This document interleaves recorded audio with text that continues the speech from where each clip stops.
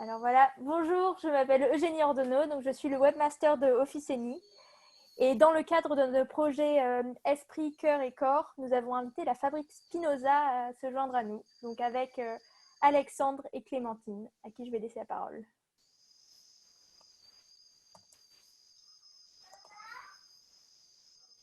Bonjour à tous. Je me présente, je suis Alexandre, je suis le fondateur de la Fabrique Spinoza et je vais vous parler de la Fabrique Spinoza avec Clémentine. Clémentine qui Ouais, anime notre communauté de passeurs. Et c'est pas mal toi, Clémentine, qui va prendre la main et moi je vais compléter et être auprès de toi pour toutes les questions ou les éléments dont on a besoin pour éclairer nos amis qui s'intéressent à la question du bonheur citoyen. yes, ça marche. Je cherche juste le support pour la présentation Très et bien. j'arrive. Et je vais partager mon écran, mais j'ai des petits problèmes de connexion. J'ai dû changer d'ordi parce que Zoom, ça marche pas très bien sur mon ordi, sinon il bug. D'accord. Ah Donc mince. j'arrive. Très Hop. bien. Bah écoute, pendant ce temps-là, moi, en attendant que tu résolves ces problèmes, Ouais, je peux commencer par vous dire que l'objet social de ouais, la c'est bon. Fabrique Spinoza, c'est de placer le bonheur au cœur de notre société. On le fait pour tout un tas de raisons et on cherche à... Enfin, il y a plein de manières de le décrire, hein. Une première raison, c'est que j'ai toujours été très joyeux. Quand je l'ai créé il y a 9 ans, eh bien, j'avais des crises de bonheur et j'ai essayé de comprendre d'où venaient tout d'un coup ces crises de bonheur où je me mettais à être très heureux, très joyeux, à avoir un petit peu chaud, à avoir envie de bouger sur place sans comprendre pourquoi. Ça, c'était une première motivation. Et une deuxième motivation qui était plus liée au sens et au fonctionnement de notre société, eh bien, c'était de se dire que on avait déjà, il y a 9 ans, avant la crise sanitaire, avant les grèves, avant toutes les tensions sociales qu'on a connues, eh bien, on avait besoin de réenchanter notre société et que, en plaçant le bonheur au cœur de celle-ci comme un sujet de débat, eh bien, ça pouvait faire avancer les choses, aussi bien sur le plan politique que sur le plan économique, que sur le plan de l'éducation. Donc on a choisi d'affirmer le bonheur comme un défi et dans lequel on essaie d'embarquer aussi bien l'État que le secteur privé, que les individus. Tu Ouais. veux poursuivre, Clémentine? Bah voilà, du coup, tu as fait une très belle intro à ma présentation.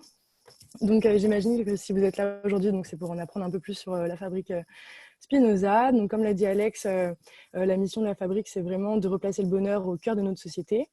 Bon là, je vais vous faire un petit storytelling du coup qu'on aime beaucoup à la fabrique. Mais alors en fait, l'association elle a été créée en 2011, donc par Alexandre qui vient de prendre la parole. Et en fait, à cette époque-là, donc comme il le disait, Alexandre a toujours été un homme très heureux et assez heureux de nature en fait finalement. Et il organisait chez lui des dîners du bonheur où avec ses amis, il parlait, il débattait sur pourquoi on est plus heureux, pourquoi c'est plus facile pour certaines personnes d'être heureux et moins que pour d'autres.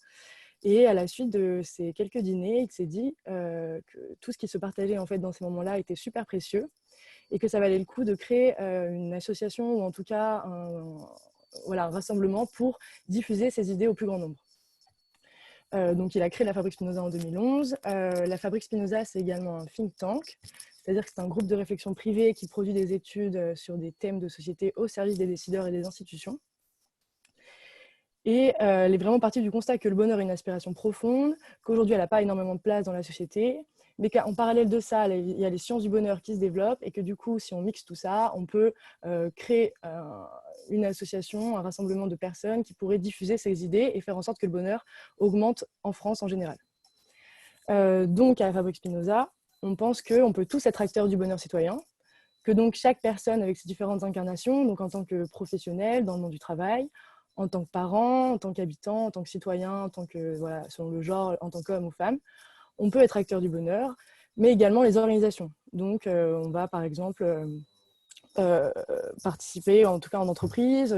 On pense aussi que l'éducation peut y avoir plus de bonheur, etc., etc. Et donc, comme vous pouvez l'imaginer, le bonheur, c'est un thème qui est super vaste et qui touche plein de concepts différents. Et du coup, nous, on travaille en parallèle sur des thèmes comme bonheur et travail, comme bonheur et éducation, bonheur et réenchantement citoyen, bonheur et mixité, bonheur et sport. On a par exemple fait des études qui peuvent aller autant des violences faites aux femmes que sur bonheur et jeux vidéo. Donc voilà, le bonheur, c'est quelque chose de super vaste et il y a vraiment tout à dire là-dessus. Pour donner un exemple sur les jeux vidéo, c'est l'un de nos membres, Dimitri, qui a écrit un rapport qui s'appelle Positiver le jeu vidéo. Et il essaie de faire un contrepoint en disant que oui, le jeu vidéo a des limites, peut donner lieu, dans certains cas sévères, à des addictions. L'OMS a, il y a 2 ans, je crois, donné le terme de désordre qui est réservé à des pathologies embêtantes à la pratique exagérée de jeux vidéo. Et pour autant, les jeux vidéo peuvent avoir un impact positif sur la vie. Il y a des protocoles qui montrent que quelqu'un qui est victime d'un traumatisme, notamment dans le cadre d'un attentat, si on fait jouer à cette personne à Tetris dans les 2 heures qui suivent le traumatisme, alors on court-circuite l'ancrage émotionnel du trauma et on permet à la personne d'être beaucoup plus résiliente. Et donc, on a cherché à mettre en évidence ça.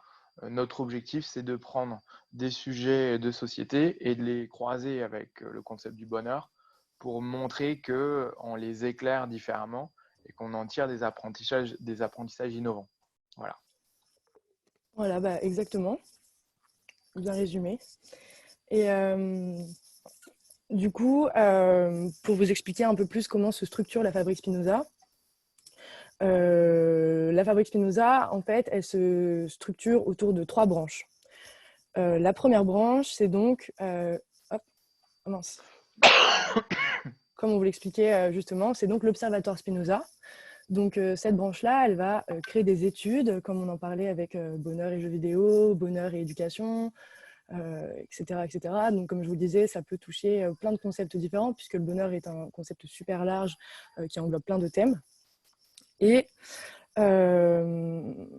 du coup, on a créé à ce jour à peu près plus de 70 rapports qui vraiment ont pour mission de faire bouger les consciences, d'inspirer les gens, de diffuser les idées du bonheur et qui sont bien sûr gratuitement mises à disposition gratuitement sur notre site internet.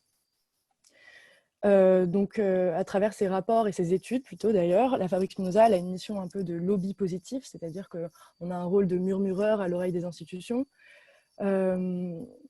On a un peu une place d'expert du bonheur en France parce que c'est vrai qu'il n'y a pas d'autres associations aussi importantes qui produisent des études aussi scientifiques et aussi expertes sur des thèmes comme le bonheur.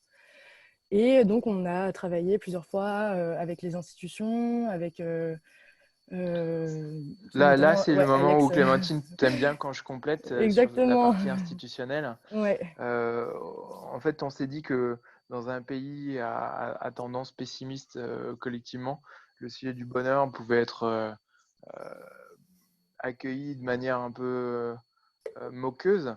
Et du coup, on a choisi de se mettre des galons ou de gagner des galons sur les épaules. Donc, on a travaillé avec l'OCDE sur la mesure du progrès sociétal, qui nous a nommé correspondant en France du sujet. On a été animateur, rédacteur d'une commission de l'ONU sur le bonheur national brut.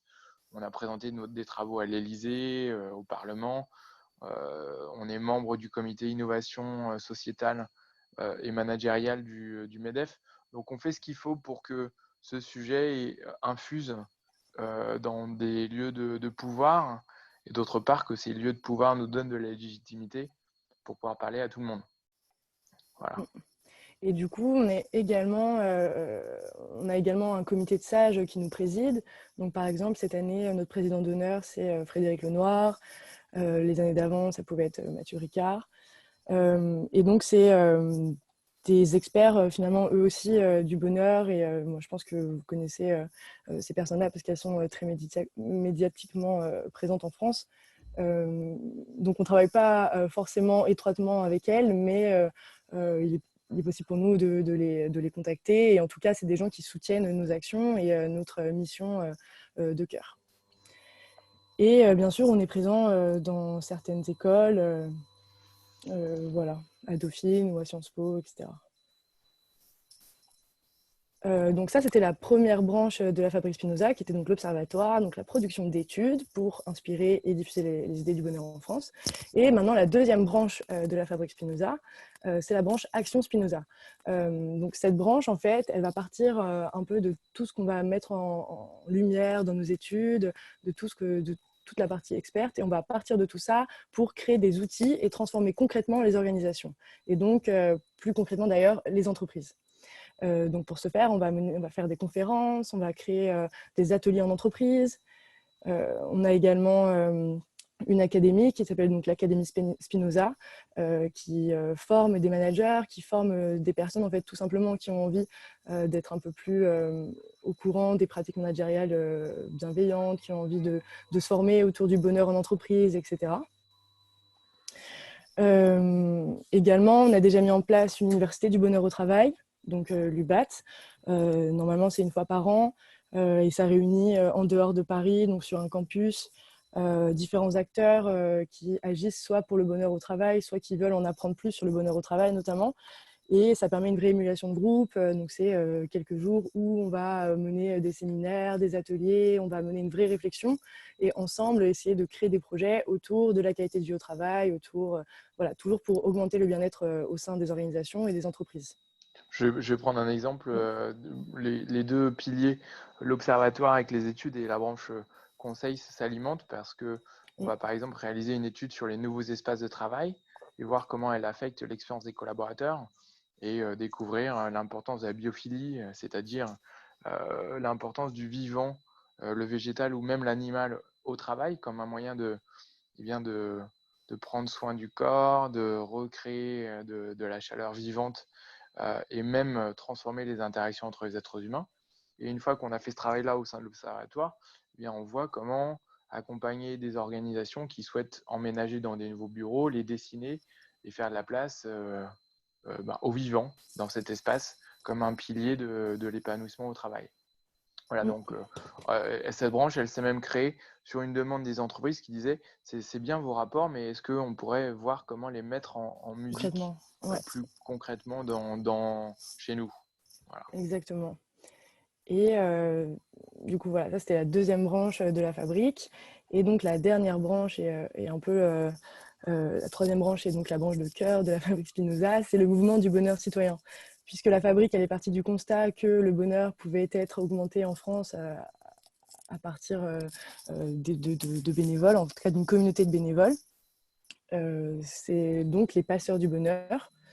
Et donc là, notre mission, c'est vraiment donc, de par les études et de par les ateliers qu'on peut mettre en place, d'inspirer nos bénévoles à créer eux aussi des événements, que ce soit dans leur ville, que ce soit dans leur région, et afin d'augmenter le bonheur en général en France.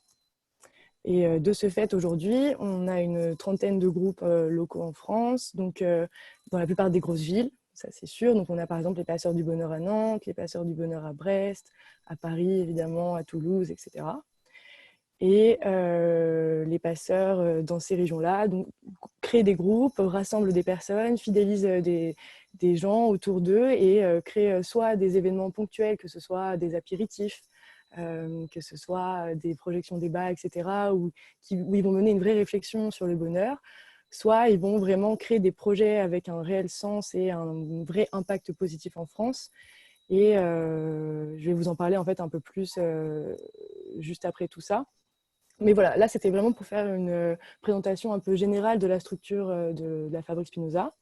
Et donc, comme je vous le rappelais, on a trois branches que sont, un, la production d'études via l'Observatoire, deux, la production d'ateliers, de conférences, etc. via Action Spinoza, et enfin, la communauté des passeurs du bonheur qui agissent en France sur le territoire national.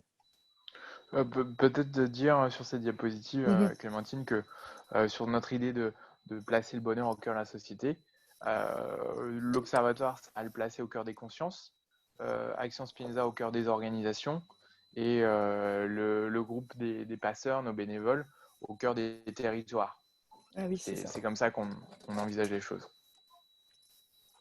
Donc là, j'ai fini la première partie de de nos présentations sur la Fabrique Spinoza. Et maintenant, on va vous présenter un peu plus les passeurs du bonheur et la communauté de la Fabrique Spinoza, à moins que vous ayez déjà des questions sur cette première partie. Qui sait, parfois je parle un peu vite. Je ne suis pas forcément très claire. Bon, moi, je trouvais ça clair, mais si vous avez des questions, n'oubliez pas le chat. Ça s'appelle Converser en bas à droite. Et il y a Stéphanie qui demande qui peut être bénévole. Ah bah, toi, justement. Stéphanie, tu peux être bénévole. Tu es embauchée tout de suite comme bénévole. Alors oui, alors justement, j'allais y venir à la constitution des bénévoles, qui peut s'engager et surtout quels champs d'action sont possibles. Hop là, je reviens sur mon truc.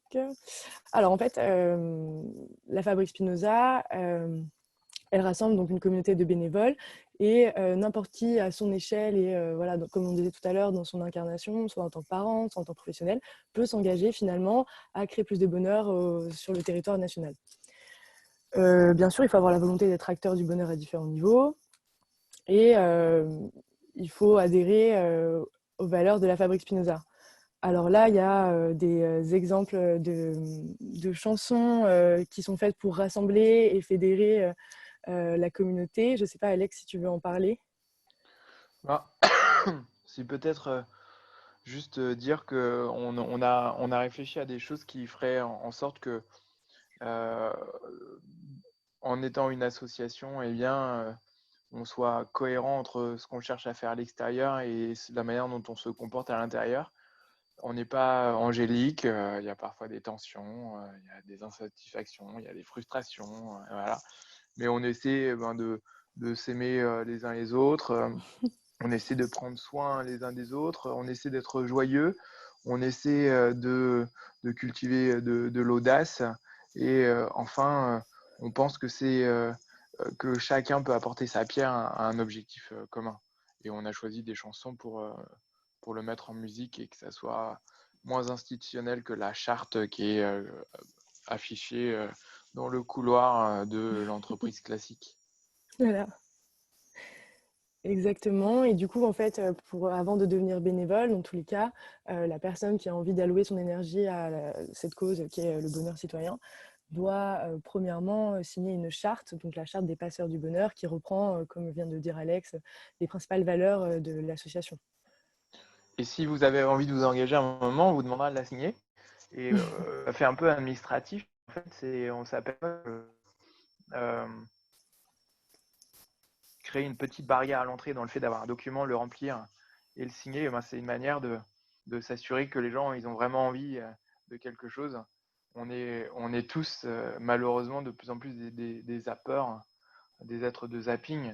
Et donc, on commence par un formulaire à remplir, ce qui est original pour une association qui promeut le bonheur en France. Alors, hop, je reprends ma main. Alors, et du coup, à la Fabrique Spinoza, donc nous, ce qu'on met en place, en fait, c'est des moyens pour que la communauté, entre elles, se connecte et reste en contact. Donc, via notamment de l'information, donc par les newsletters qu'on écrit 2 fois par mois. D'ailleurs, inscrivez-vous à nos newsletters, on donne plein de bons conseils pour bien vivre le confinement, on donne plein d'idées positives, etc., plein de news qui enchantent. Et donc, via les newsletters, on fait passer des informations à nos passeurs, via également les différents groupes Facebook qui permettent de s'échanger des informations, via le Slack qui permet aux passeurs de travailler ensemble. On crée la rencontre parce que finalement, on essaye de faire en sorte que des passeurs qui ont envie de s'engager en région parisienne et qui ont une idée de thème, qui ont une idée de projet, on les met en contact avec d'autres personnes dans le sud de la France qui ont également une idée de projet, qui ont la même envie, la même énergie. On crée également des lieux où les gens peuvent échanger et du coup amener à créer ensemble des choses, des projets, des envies. Et bien sûr, on crée des lieux de partage, donc que ce soit via le Drive ou via le Slack, pour que les gens puissent travailler ensemble et s'échanger rapidement des informations. Et donc tout ça, ça mène à des projets ouverts. Donc, comme je vous le disais, les gens peuvent créer des petits événements comme des petits rassemblements pour débattre autour du bonheur, comme ils peuvent autant créer des grands projets qui auront un plus fort impact, en tout cas, sur le territoire national. Donc là, ça paraît encore un peu flou, mais je vais rentrer dans les détails bientôt. Et pour vous dire et pour vous expliquer un peu plus ces groupes, on a deux sortes de groupes en fait. Soit des groupes régionaux, donc les groupes de passeurs à Paris, les groupes du passeur du bonheur à Nantes, à Marseille, que sais-je, voilà.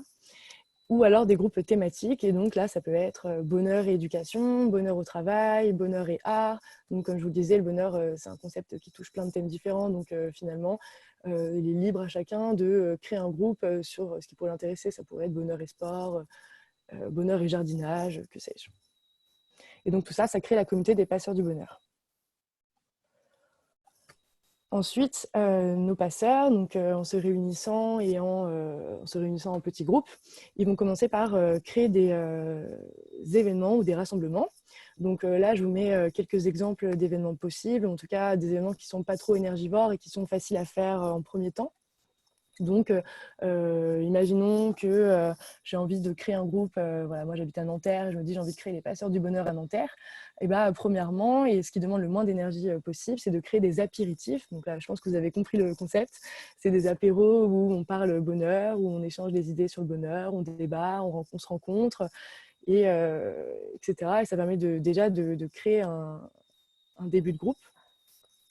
Après, il peut également exister des eurécafés. Donc là, Alex, si tu veux expliquer Bien sûr, plus en détail. il est tourné vers un sujet qui a été choisi par le groupe. Et c'est d'avoir un joyeux, mais plus formel, et de déboucher sur des idées. Et c'est l'occasion de dire qu'il y a une certaine ambiguïté dans les actions de notre réseau de bénévoles, qui sont qu'à la fois elles sont tournées vers l'extérieur afin de faire des concepts liés au bonheur, mais qui sont également tournées vers l'intérieur, vers l'interne. C'est-à-dire que en organisant un événement, je prends du plaisir à le faire et quelque part, je m'acculture à des concepts liés au bonheur. Donc à la grande question, pourquoi participer à une association et quel impact j'ai sur le monde? Nous, on répond, on a un peu d'impact sur l'extérieur parce qu'on diffuse des concepts liés au bonheur, mais on a aussi de l'impact sur soi-même parce qu'on on explore un sujet qui est vertueux en lui-même. Voilà. Voilà, et donc au-delà de l'apéritif ou des eurécafés ou d'autres choses, on peut créer également de la projection débat ou juste des formats hybrides. Par exemple, dans le Finistère, nos passeurs du bonheur ont créé des événements comme le yoga du rire. En fait, tout peut être bon et à être créé tant que l'on a l'énergie, l'envie et qu'on a envie, voilà, de se rassembler et de parler bonheur. Mais je ouais. complète en disant que, parce que moi je suis toujours attentif je me mets dans vos chaussures et je me dis, il y a des gens en voyant Hugues Duré dire ah c'est sympa, c'est moderne, et puis il y a d'autres qui vont se dire, notamment s'il y a pour les hommes sur le call, ils vont se dire ah ouais ok super, ils vont tout de suite partir. Et donc au sein de la Fabrique Spinoza, on essaie de faire cohabiter tout un tas de mondes différents. Bien sûr. Et il y a des gens qui ont organisé des séances de réflexion sur l'amour pour Spinoza, afin de chercher à comprendre ce que c'est que l'amour et comment il pouvait éclairer notre vie. Donc on veut aller vers du léger, vers du corporel, vers de l'intellectuel. On ouvre les bras en grand, et ça répond un peu à la question de Stéphanie, qui était qui peut y participer. Parfois, il y a des gens qui disent oh là là, ils ont l'air intello, peut y venir avec ce que l'on souhaite. Oui, Stéphanie, si tu peux demander à ton fils de ne pas venir nous déranger, merci. Non, c'est une blague. C'est moi, il y a mon bébé de 2 ans qui peut faire irruption d'un instant à l'autre dans la pièce, donc voilà. Et oui, alors du coup, hop, comme le disait Alex, finalement, tout peut être fait. Et là, je pensais notamment à des passeurs dans la Drôme qui ont créé des déjeuners mélangés où en fait, sur le temps du midi, entre midi et deux, donc dans une journée de travail, ils vont tous se réunir au restaurant et inviter des acteurs de la QVT en entreprise, des gens qui agissent au sein même de leurs entreprises justement pour augmenter le bien-être des salariés. Et durant ce déjeuner, ils vont débattre des solutions, de ce qui a été mis en place, etc. Donc voilà, là je vous donne un exemple un peu court, mais comme vous voyez, tout peut être fait tant que ça sert la cause et tant que pour vous ça paraît logique. Et voilà. Du coup, maintenant je vais vous présenter, je vais présenter quelques passeuses. Bon là c'est des femmes. Il faut savoir qu'on a plus souvent de bénévoles femmes, mais s'il y a des hommes aujourd'hui qui sont intéressés et qui veulent nous rejoindre, vous êtes le bienvenu. Je vais vous présenter deux passeuses. Donc, la première, c'est Anita, qui est passeuse du bonheur à Rouen. Alors, c'est pour vous expliquer un peu le parcours type d'un bénévole au sein de la fabrique et comment, en fait, on met en place finalement des projets un peu plus avec un réel impact et un peu plus puissant, quoi. Donc Anita, elle découvre la fabrique sur Internet. En mars 2018, elle organise un premier événement qui est donc un ciné-débat. Très vite, dans les quelques mois qui suivent, elle commence à réunir un vrai groupe de passeurs autour d'elle, donc des gens fidèles qui reviennent à ces événements et avec qui elle se sent de travailler et de créer un vrai projet. Et ensuite, presque au bout d'un an à peu près, elle se décide avec son groupe, donc après plusieurs événements, de créer un projet qui s'appelle Le Bonheur des Jeunes Normands. Ça s'appelle plutôt d'ailleurs Normandie Terre de Bonheur. Donc c'est un projet de documentaire où ils vont à la rencontre des jeunes en Normandie afin de les interviewer sur qu'est-ce que le bonheur pour eux en Normandie, qu'est-ce que le bonheur pour eux selon leur âge, etc. etc.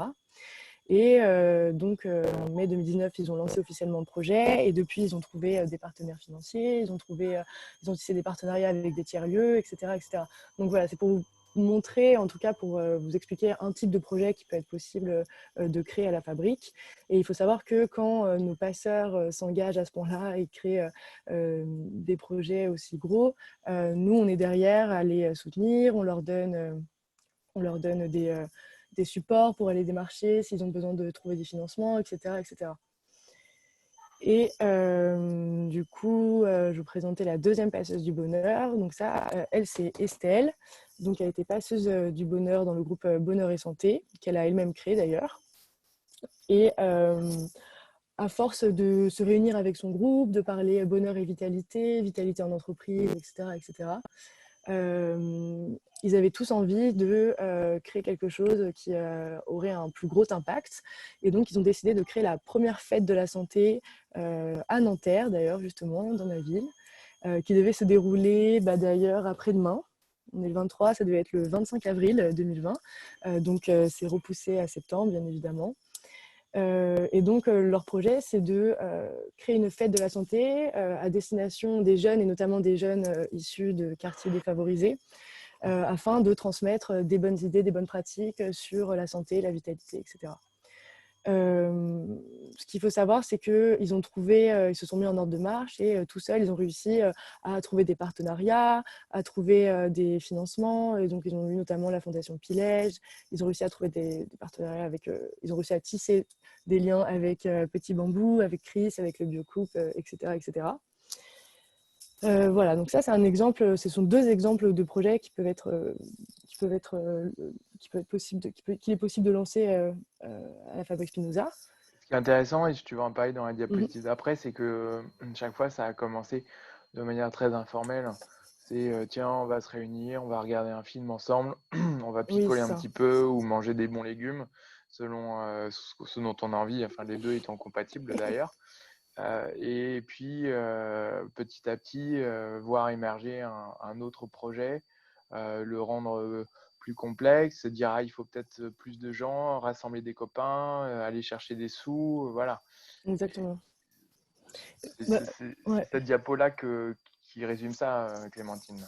Oui, exactement. Et voilà, comme le disait Alex, au début, on crée forcément des petits événements, des petites choses assez peu énergivores finalement. Et on commence à créer autour de nous des personnes engagées qui ont les mêmes envies. Aussi, il faut du temps. c'est sûr. Et puis, une fois qu'on a créé tous ces beaux événements, il y a des envies qui émergent, voilà, et enfin, on se met en action finalement un peu plus une fois qu'on est passé par les premières phases typiques des passeurs du bonheur. Je pense que nous, on a réfléchi à la bonne dénomination à ce que faisaient les passeurs. Et on pense que même si c'est compliqué, comme moi en ce moment, en période de coronavirus, ce sont d'abord des rassemblements. C'est-à-dire que les gens, ils sont d'abord ensemble autour du sujet du bonheur. Et la mayonnaise prend s'ils prennent du plaisir à être ensemble dès la première occasion. Et la première occasion est finalement un prétexte. Un prétexte à être avec des amis ou des inconnus, découvrir des valeurs communes, Et peu faire importe le quelque chose. format. Exactement, peu importe le format. Et découvrir, voir émerger un projet. Mais l'enjeu, c'est d'abord de faire corps, tisser des liens. Et de ça émergera ou pas un projet sur la durée. Et puis, ça peut rester la même chose. Il y a Julie à Montpellier. Elle a commencé par des meet-up en invitant quelqu'un à parler du sujet du bonheur au travail. Et ça s'est poursuivi tous les 2 mois. Ça fait, je dirais, entre 3 et 5 ans aujourd'hui. Et c'est resté ainsi. Elle diffuse des concepts. Elle a élargi une équipe autour d'elle.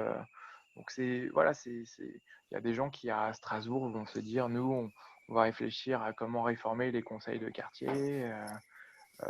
Ça peut être Alain qui a créé à Nice les ateliers du bonheur à l'école au moment des violences terroristes, en se disant comment est-ce que le concept de bonheur à l'école peut prévenir la radicalisation de jeunes. Donc ça prend toutes les formes et tous les sujets. Le plus important, c'est de ne pas avoir peur. Au début, voilà, on y va. Et peut-être une chose qui me vient, Clémentine, c'est tout ce que l'on dit est un peu hors sol par rapport au coronavirus. C'est clair. Et veut dire que en ce moment, eh bien nous, on voit un regain d'envie et d'engagement chez nos bénévoles et qu'ils sont en train de trouver à leur manière une façon d'agir et qu'aujourd'hui, on ne sait pas très bien comment les accompagner, si ce n'est en partageant les idées des uns avec les autres pour que y ait de l'émulation interville, interconfinement, et que chacun donne envie. Alors je fais un petit storytelling d'1 minute. C'est il y a 1 an, ou 6 mois, j'ai été. Ah non, c'était. En fait, non, c'était il y a 2 mois, mais ça paraît il y a tellement longtemps. Je suis allé à Orléans pour donner une conférence sur le bonheur au travail. J'ai été suivi par des journalistes de Jour du Seigneur, la messe sur le dimanche sur France Télévisions. Et en fait, c'est vu par 500 000 personnes cette émission. Donc, il y a un monsieur Israël au Cameroun qui a vu cette émission. Il a pris contact avec la Fabrique Spinoza. Il a dit, moi, j'aimerais bien être passeur. Il ne savait pas trop quoi faire. Et puis, une fois il a venu le temps du coronavirus, il s'est dit, j'aimerais faire ma part. Il a reçu une newsletter où Mélanie, membre du groupe Santé, a fait passer un message en disant, si vous voulez coudre des masques, en fait, il existe un patron de masques du CHU de Grenoble-Alpes qui permet, avec 2 types de tissus, de fabriquer des masques de bonne qualité. Mélanie, par ailleurs, elle était dans la Drôme et avait rejoint Sylvain 1 mois ou 2 auparavant. Et Mélanie, en envoyant ce message, a donné envie à Israël au Cameroun de faire des masques. Israël a dit, il me faudrait de l'argent pour embaucher des couturières. Il a transmis un message à Estelle dans le groupe de Paris, qui, elle, a relayé auprès de son groupe local de bénévoles l'appel. Ils ont collecté 2 000 €, dont 200 € de la Fabrique Spinoza. Et ils ont envoyé cet argent au Cameroun et Israël a pu recruter 2 couturières. Et à date, ils ont produit 2100 masques qui sont distribués par la préfecture de sa ville sur les marchés, pour prévenir la propagation du virus sur les marchés. Et je pense qu'il faut vraiment garder cette idée que l'idée de Mélanie de mettre un message, un newsletter qui est regardez le patron du CHU de Grenoble-Alpes, allez-y. Et ben cette phrase-là, dans une newsletter, a eu un impact totalement inattendu. Donc faut vraiment croire aux petites magies de nos actions, si petites soient-elles au départ. Ah, Mélanie, t'es là? Oui. Ah, dis donc. Oui, je crois que oui, elle a commenté. Oui, je t'ai mal représenté. Tu fais partie du groupe Bonheur au travail et pas du groupe Santé, excuse-moi. Tu veux rajouter quelque chose, Mélanie? Merci Alexandre. Ah, je te voyais pas? D'accord, d'accord. C'était un bon résumé, mais en fait, non, juste dire, par exemple, alors, je sais plus comment elle s'appelait, Stéphanie, pour rejoindre les passeurs de bonheur. En fait, il faut juste arriver à passer le cap de s'inscrire à la première réunion et après, ça se passe tout seul. Moi, je suis arrivée dans la Drôme il y a moins d'un an. Je connaissais personne. Je me suis inscrite par hasard à un apéritif et depuis, du coup, je suis passeuse de bonheur et j'ai fait des super rencontres. Et en fait, il y a tellement de bienveillance pendant ces rassemblements que du coup, c'est hyper facile de s'investir en fait. Voilà. Ok, très bien, merci. En effet, moi, je suis la Fabrique Spinoza sur les réseaux sociaux depuis un bout de temps. Je vois bien la formation passeur de bonheur passer, c'est qu'à de le dire, mais elle passe. Et là, le confinement m'a fait prendre conscience de pas mal de choses. Et je crois que là, je vais enfin le passer. Voilà, il y a un déclic qui s'est fait, le confinement, je sais pas, un ensemble de choses. Et je sais pas, j'ai passé 45 ans, je sais pas, j'ai viré. Donc voilà. Donc ça me conforte dans ma décision. Et je vais aller dans ce sens, je pense, ça va m'apporter énormément. Ouais, et je vais apporter énormément, j'aimerais beaucoup en tout cas. Super. Sachez pour la petite histoire que le bénévolat à la Fabrique Spinoza ou ailleurs est bon pour les causes que l'on sert, mais c'est bon pour soi aussi. C'est Mathieu Ricard dans son livre Plaidoyer pour l'altruisme qui montre que tous les bienfaits de l'altruisme, c'est bon pour la satisfaction de vie, pour son propre épanouissement. Par contre, j'aime bien le petit twist qu'il apporte, c'est que c'est conforté par de la recherche qui vient de paraître à l'université de je crois que c'est Purdue, mais je suis plus sûr, qui montre que si on fait du bénévolat pour se faire du bien, alors ça neutralise une partie de l'effet. Ah oui, d'accord. Et notamment, ça diminue l'impact sur l'espérance de vie. Alors que sinon, Ah, être bénévole et engagé, ça augmente l'espérance de vie. ça motive, c'est clair. Ouais. Du coup, quand j'entends ça, ça fait chaud au cœur. Pour ceux qui seraient intéressés, parce que là, j'en viens justement aux prochaines étapes, de toute manière, par exemple, Stéphanie, tu peux prendre contact avec moi et à la suite de ce webinaire, je peux t'envoyer toutes les informations qui seraient intéressantes pour toi. Voilà, par exemple, la boîte à outils, par exemple, la plupart des études qu'on a fait, etc., pour que tu puisses un peu fouiller sur ce que la fabrique a fait et les différents groupes, etc. Et en gros, voilà, t'envoyer les informations essentielles. Là, je me perds un peu dans ce que je dis. Et pour que tu puisses t'engager au mieux. Un Ok, point important, Clémentine, je pense, c'est que dans la mesure où aujourd'hui, c'est organisé par nos amis Eugénie et Stéphane, eh bien, les gens qui sont présents ne sont pas forcément inscrits à notre newsletter. Et le faire à partir de notre site, c'est important parce que c'est là où il y a aussi des propositions d'engagement, de rejoindre des groupes où on essaie en ce moment, comme beaucoup d'autres associations, eh bien de répertorier toutes les manières d'agir en faveur des personnes touchées par le coronavirus ou sa prévention. Et, donc, toutes les 2 semaines environ, on a une proposition d'action et qui peut être très experte ou pas. Voilà. On a déjà écrit 3 newsletters qui sont disponibles du coup sur notre site internet dans la rubrique actualité. Donc voilà, si vous avez un petit coup de mou, si vous avez envie de vous inspirer un peu sur ce qui fleurit en France en ce moment, les actions qui ont été menées à travers la France, ou juste pour avoir des conseils sur comment bien vivre son confinement, etc., vous pouvez aller jeter un petit coup d'œil et ça peut toujours vous inspirer. Alors, il y a Stéphane et Sophie qui disent qu'ils sont intéressés, donc je vais mettre le lien vers le site web. Donc, n'hésitez Ça pas à marche. vous inscrire là-dessus.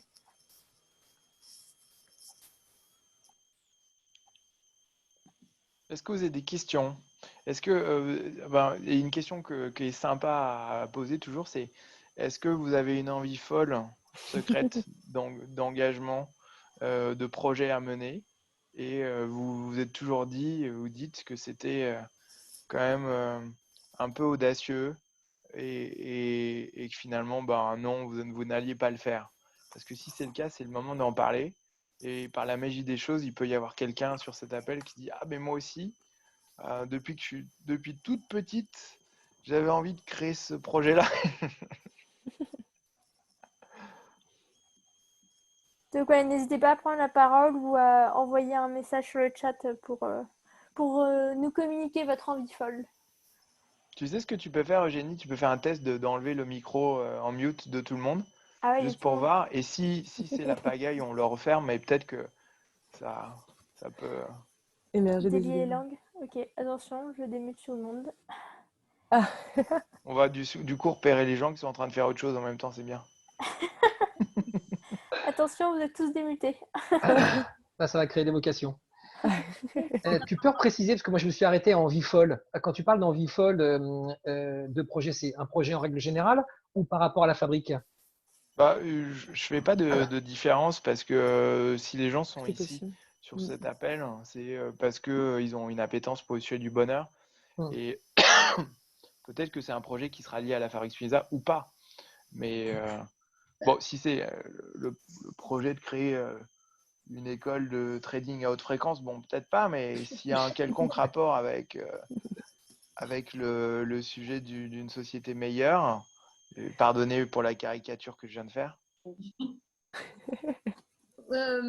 Moi, je veux bien prendre la parole. Je suis Agnès. Alors, des envies folles, en réalité, moi, je pense que j'en ai plein des petites envies. Et que je trouve sympa, justement, en vous rejoignant, c'est de peut-être pouvoir plus me consacrer dans une envie et d'être plus structurée. Voilà. Après, l'idée, dans ce que vous avez évoqué, moi, je sais que j'interviens déjà en tant que bénévole, mais finalement par petites touches. Entre autres dans une association dans ma ville avec une association pour des jeunes sur justement un peu l'idée de ce que vous avez évoqué, les ateliers du bonheur à l'école, mais bon voilà, c'était des ateliers du mieux vivre ensemble.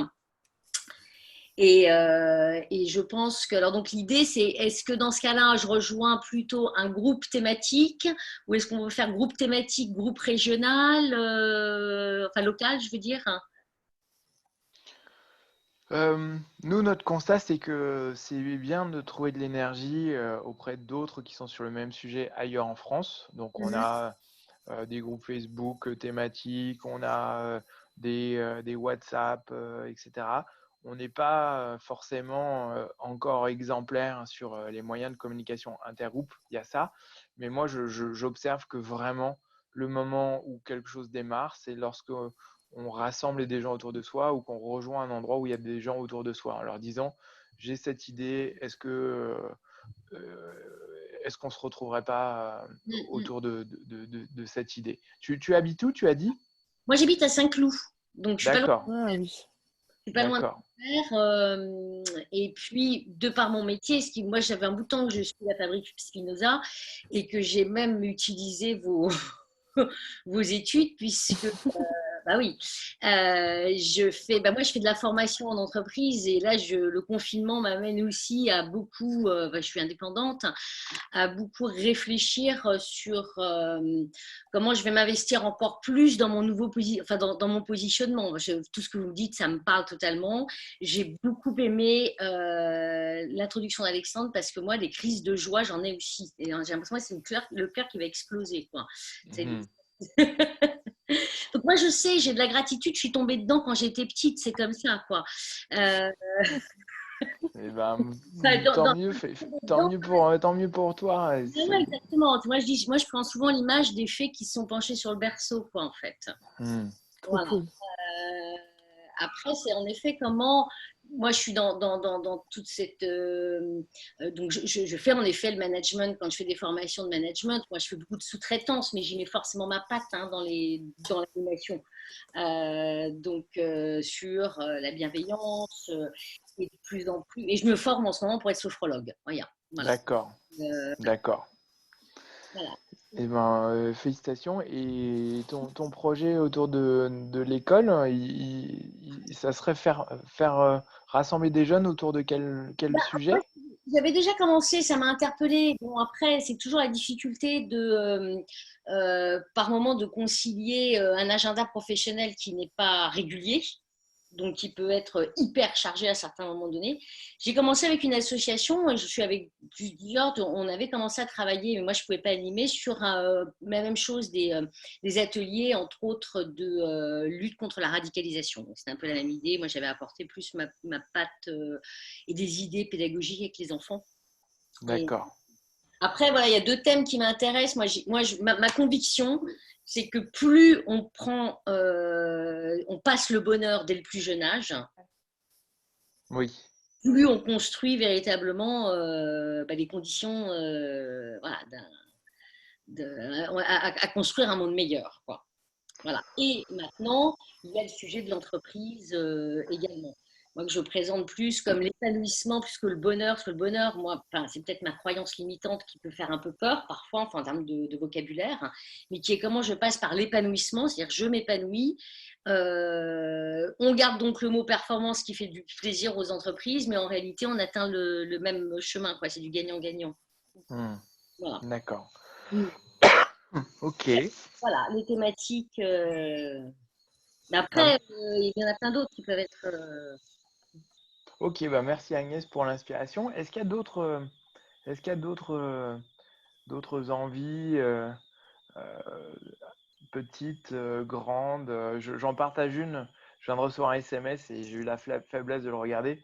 C'est une de nos bénévoles qui essaie de lancer une initiative qu'elle appelle Fenêtre Heureuse, qui est de décorer sa fenêtre de ce que l'on veut, une œuvre d'art, quelque chose qui amène de la joie.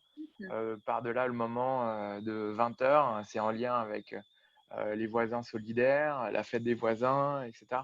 Donc vraiment, ça peut être léger ou ambitieux, faire des propositions politiques, se mettre une fleur à sa boutonnière et se dire que les gens qui ont cette fleur, ils refusent la fatalité de je ne sais pas quoi. Enfin, il faut vraiment se libérer d'imagination.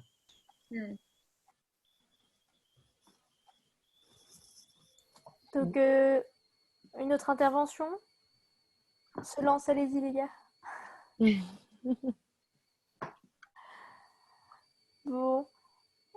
Ou n'hésitez pas si vous êtes un peu, je comprends aussi un peu timide, on peut toujours utiliser le chat.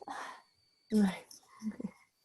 Mais en tout cas, Moi, j'ai du mal à comprendre la timidité toujours parce que je me dis, mais on est on est confiné et donc c'est comme l'occasion d'avoir du lien humain. Bah, c'est sûr, ça aide. Mais bon, et le lien humain, le chat, tu sais, tant qu'on a une connexion et une réponse, oui, bien sûr. En fait, je crois que c'est juste de la curiosité. Au fond, si je suis honnête, c'est de la curiosité. J'ai envie de savoir qui sont les personnes qu'on ne voit pas. se cache. Denis, qui es-tu? Denis, on te voit. Denis sort du bois. Denis sort du bois. Denis sorti du bois, c'est ça. Bon, Non, bah, oui. en tout cas, bon, effectivement, il n'y a pas de projet en particulier, parce que bon, enfin, si ce n'est celui qui est réuni aujourd'hui, qui a été fait de façon complètement instinctive, comme beaucoup des actions que nous menons au sein de la société. Et bon, moi, je suis inscrit effectivement dans plusieurs actions, enfin, dans plusieurs associations, parce que j'ai toujours apprécié qu'on puisse mettre en adéquation le dire et le faire. Je pense que c'est un élément important. Et concernant la fabrique, effectivement, je suis très régulièrement effectivement les news.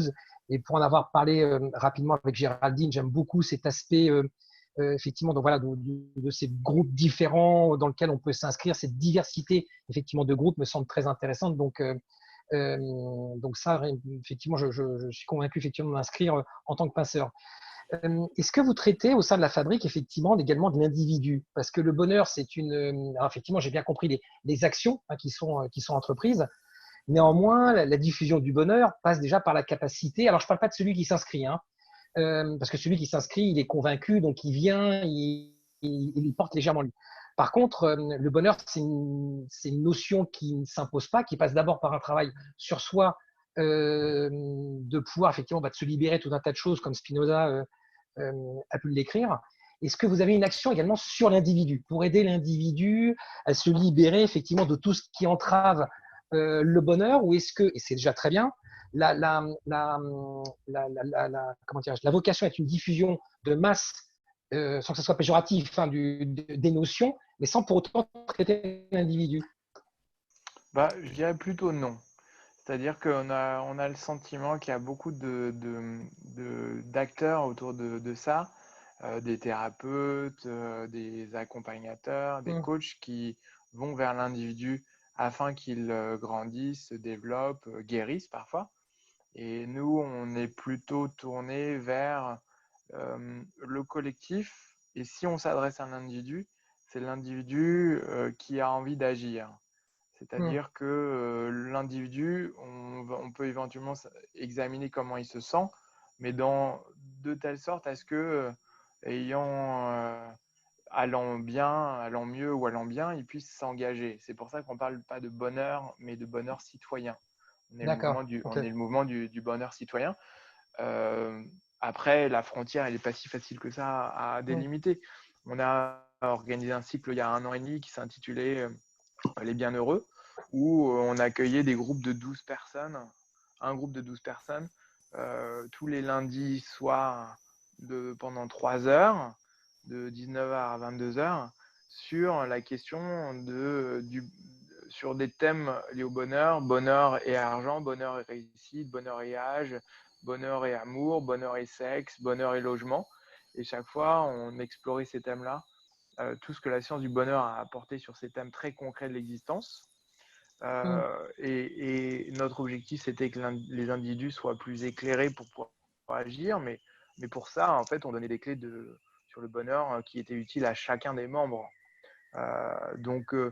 Voilà, globalement, plutôt non, mais en fait, il y a des moments où nos contenus sont utiles à la personne en elle-même plutôt qu'à…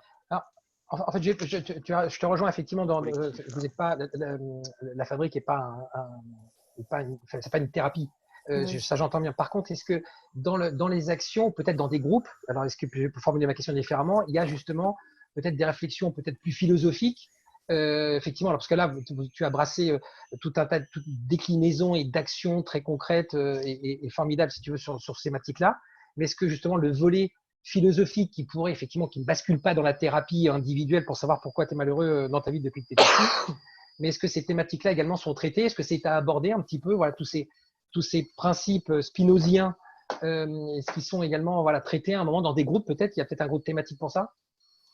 Il y a régulièrement des gens qui ont un appétit philosophique qui nous rejoignent et qui décident tour à tour d'organiser des conférences. On a eu un cycle qui était Spinoza et des sujets de société, Spinoza et l'amour, Spinoza et l'éducation, qui se réunissaient tous les samedis matins à Paris. Pas tous les samedis matins, parfois le samedi matin à Paris. On a de nos amis de l'Institut Spinoza à Nice qui, eux, organisent eux aussi des conférences réflexions autour de Spinoza. Moi, j'adorerais qu'on ait un peu plus de réflexion philosophique parce que je pense que c'est une des manières de s'éclairer au monde et d'avoir un impact. Moi, il y a un projet que j'adorerais mener. Ça s'appelle What Would Spinoza Say? Et c'est en anglais parce que c'est inspiré d'un mouvement américain qui est What Would Jesus Say? Et c'est des gens qui ont des t-shirts aux États-Unis avec marqué ça, WWJS. Et ils convoquent la pensée de Jésus au quotidien dans leur vie. Que dirait Spinoza, que dirait Jésus de Trump, que dirait Jésus de l'immigration, etc. Et moi, j'adorerais faire parler Spinoza sur des sujets d'actualité. Donc ça, c'est un projet peut-être qui verra le jour. Moi, j'adorerais. On a fait extrêmement… Pardon, excuse-moi. Pardon. Voilà, je termine en disant, on a eu quelques tribunes qui faisaient parler Spinoza en 2020 et en 2019 à la première personne. Mais il y a encore beaucoup de choses à faire là-dessus. Ouais, ouais, non, mais je trouve que c'est passionnant et moi j'aime ce volet-là, je pense il est vraiment très important.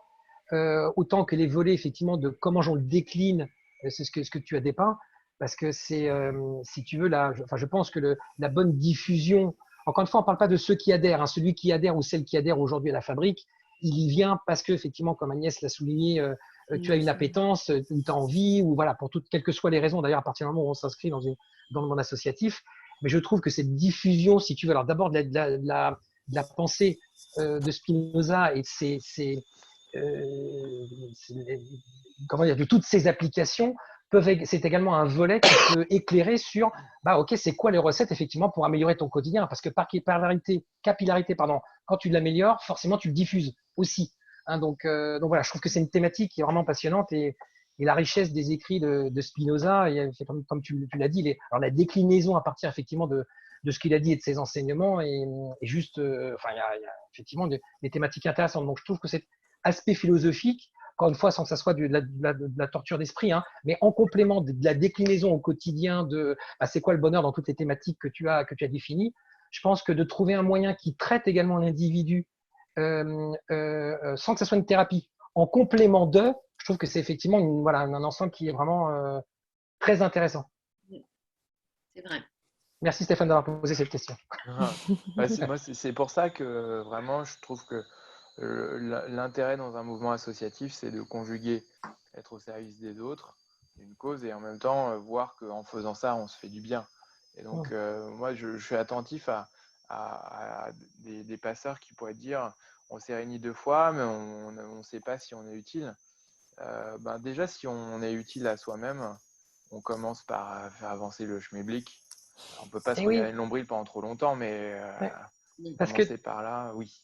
Tu as tout à fait raison, parce que pour finir, excusez-moi, je ne vais pas monopoliser la parole, mais c'est que effectivement cette notion de bonheur, si tu veux, elle est intimement liée à l'individu, parce que je pense qu'aujourd'hui l'un des drames de notre société, en règle générale, hein, c'est un peu massif ce que je dis, c'est que nous sommes une somme d'individualité et pas un collectif, et que cette notion, si tu veux, de bonheur, avec tout ce que ça a comme sous-thématique, bah, ça aide aussi à tous vivre ensemble. C'est le vivre ensemble également, cette notion de bonheur. Alors, c'est pas que ça, hein, c'est parce qu'il y a le bonheur individuel, le bonheur a plein de formes. Mais à partir du moment où on peut imaginer que que tu t'ouvres, alors quel que soit le biais à ça, ça touche aussi effectivement le comment vivre ensemble. On rejoint ce bonheur citoyen. Parce que pour s'inscrire dans un bonheur citoyen, bah, ça passe par pas être simplement un individu, mais aussi être un collectif. C'est une notion d'exemplarité, on inspire les autres, enfin il y a une inspiration et en effet… Tu vois Stéphane, si tu n'étais pas notre hôte, mais que tu étais quelqu'un qui se demande quelle place prendre au sein des passeurs du bonheur, ça pourrait donner lieu, ce que tu dis, à des séances philo dont l'objectif est quels enseignements philosophiques nous ouvrent à l'autre, ou développent la fraternité, ou favorisent l'engagement. Et ça c'est intéressant parce que on va pas trop s'apesantir sur la philo parce que c'est qu'une des facettes de notre action, mais en même temps, moi, ce qui m'intéresse, c'est de rendre opérationnel des pensées complexes, des pensées scientifiques, des pensées philosophiques, et se demander en quoi elles peuvent éclairer l'entreprise, l'école, l'engagement, la fraternité. Et ça peut avoir un impact. Mais je te rejoins et j'en termine parce que je ne veux pas mobiliser la parole, mais quand je parle de cette pensée, si tu veux, c'est une pensée qui a une action concrète. Parce que je suis d'accord avec toi, le sens de l'association et même d'une manière générale, pour ce qui est de ma croyance, j'en reviens à ce que je disais en intro, je pense que l'utilité, c'est quand tu mets le geste et la parole, le dire et le faire. D'accord? C'est-à-dire que tu dis quelque chose, tu le fais, ça a une action concrète. Hein, c'est un petit peu pour moi la quintessence de l'artisanat, c'est le compagnonnage, si tu veux, où il y a où il y a l'esprit qui crée avec la main. Donc, si tu veux, c'est pas juste dans ce que j'imagine, enfin, dans le sens de ma question, hein, une pensée philosophique qui ne reste que philosophique, mais c'est OK. Une fois qu'on décline, si tu veux, certaines choses, quelles actions concrètes peuvent-elles avoir dans le quotidien? Et là, ça rejoint, si tu veux, les thématiques très concrètes et ces déclinaisons du bonheur que vous avez. Voilà, il faut me muter, Génie. Il faut que tu me mutes. Enlève-moi la parole, s'il te plaît. Je commence à me démuter pour voilà. C'était super. Merci beaucoup Alexandre et Clémentine, c'était super. Est-ce que vous voulez, pour conclure, chers amis qui êtes là, mettre un petit mot sur la conversation pour dire un mot de comment ça s'est passé pour vous ou ce que vous en avez retiré. Ouais, je comprends. Ça peut être un mot ou une phrase ou ce que vous voulez, mais c'est une manière de se quitter les uns les autres en ayant une parole collective. Après, si vous êtes sur votre téléphone, c'est plus dur de décrire, mais Ah, ouais. Éclairant de Sophie. merci Sophie. Bon, moi, je suis en train d'écrire qu'en fait, c'était pas terrible, mais je vais quand même m'engager. Ah. Voilà. Mais bon, c'est parce que on est barbus tous les deux et que je sens qu'il y a une accointance. Donc, Mhm. Moi, voilà. j'aime bien l'idée de la philosophie. Hein. Super Agnès. Ouais, genre, voilà, ouais, je vais venir aussi. Ça Donc, donne envie de m'engager, super. on va sur le site de la Fabrique Spinoza et là, on trouvera tout hein, pour s'inscrire. Hein. Ok. Oui, en fait, c'est ça. Vous allez sur le site et là, vous allez tomber sur la plupart des contacts, etc. Et si vous avez la moindre question ou si vous avez envie d'approfondir un peu plus, Oui, oui, vous pouvez envoyer un message à contact et on vous répondra. ok, super. Bon, super. Merci beaucoup à Alexandre, à Clémentine et à tous ceux qui se sont joints à nous. Merci beaucoup voilà, de nous avoir rejoints. Et je vais laisser Eugénie conclure ou voilà, comme d'habitude. Et hop, Pardon.